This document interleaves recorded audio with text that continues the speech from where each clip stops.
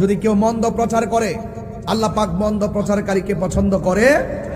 আর যারা মন্দ প্রচারকারীকে পছন্দ করে, হ্যাঁ, যদি কেউ অন্যায় কাজ করে তাইলে কি আপনি চুপ করে বসে থাকবেন? অন্যায়টাকে আপনি তুলে ধরতে হবে। অন্যায়কে অন্যায় হিসাবে তুলে ধরাটাও একটা ঈমান। কথা বলেন ঠিক না বেটি? অন্যায়কে অন্যায় বলাও ঈমান। এই জন্য আজকের আলোচ্য বিষয় অত্যন্ত সামাজিকভাবে, ব্যক্তিগত জীবনে, পারিবারিক জীবনে অত্যন্ত প্রাসঙ্গিক। আপনি যদি এই মন্দকে মন্দ বলেন আর হককে প্রতিষ্ঠা করার জন্য যদি আমরণ সংগ্রাম চালু রাখেন, আল্লাহ রাব্বুল আলামিন কোরআনের মধ্যে আপনার পুরস্কারের কথা ঘোষণা করেছেন।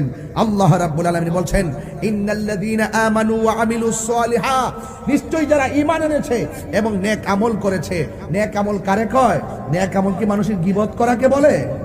তাহলে গীবতকে পরিত্যাগ করে যারা নেক আমল করেছে, লাহুম জান্নাতুন নাঈম, তাদের জন্য আছে নিয়ামতে ভরা জান্নাত। জোরে কন্যা সুবহানাল্লাহ।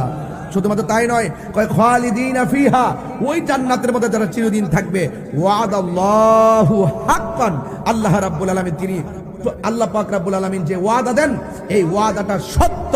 ওয়া হুয়াল আসিসুল হাকিম, আল্লাহ রাব্বুল আলামিন পরাক্রমশালী, প্রজ্ঞাময়, বিজ্ঞানময়। এই জন্য অনুরোধ করে বলে দিয়ে গেলাম, আপনারা হককে হক বলবেন, একদিন তো মৃত্যুবরণ করতে হবে। আল্লাহ রাব্বুল আলামিন আরেকটা আয়াতে বলছেন, ইন্নাল্লাযীনা আমানু ওয়া আমিলুস সালিহাতি কানাত লাহুম জান্নাতুল ফিরদাউসি নুজুলা। আল্লাহ রাব্বুল আলামিন তিনি বলে দিয়েছেন, যারা ঈমান এনেছে, নেক আমল করেছে, তাদের জন্য রয়েছে, তাদের মেহমানদারির জন্য রয়েছে জান্নাতুল ফেরদাউস। চিৎকার মেরে বলেন সুবহানাল্লাহ। তাহলে আবার একটু বলুন তো দেখি, হককে হক বলার নাম ঈমান। বলেন, হককে হক বলার নাম, মন্দকে মন্দ বলার নাম, মন্দ কাজ দেখলে হাত দিয়ে প্রতিহত করার নাম, মন্দ কাজ দিয়ে জবান দিয়ে প্রতিবাদ করার নাম, অত মন্দ কাজ দেখলেন হাত দিয়ে না পারলে, মুখ দিয়ে বলতে না পারলে, অন্তর দিয়ে হলো তাকে ঘৃণা করার নাম। এই তিনটার গুণের একটাও যদি আপনার না থাকে, আপনি মনে রাখবেন আপনার ভিতরে যাররা পরিমাণ ঈমান, নামাজ পড়লেই মুমিন হওয়া যায় না। কথা বলেন ঠিক না বেঠি?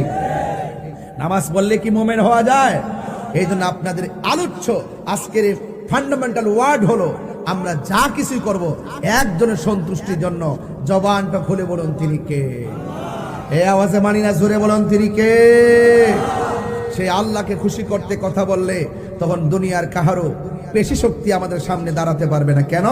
আল্লাহ রাব্বুল আলামিন বলছেন, ওয়ালামু আন্নাল্লাহা মাল মুত্তাকিন, তোমরা যখন আমি আল্লাহর জন্যই সব কিছুকে ডিলিট করে দিয়ে আমি আল্লাহ সন্তুষ্টির জন্যই তোমরা দাঁড়িয়ে যাবে, মনে রেখো ডানে বামে কেউ না থাকতে পারে, তোমাদেরকে প্রটেক্ট করার জন্য একজন রয়েছে। জবান খুলে বলুন তিনি কে?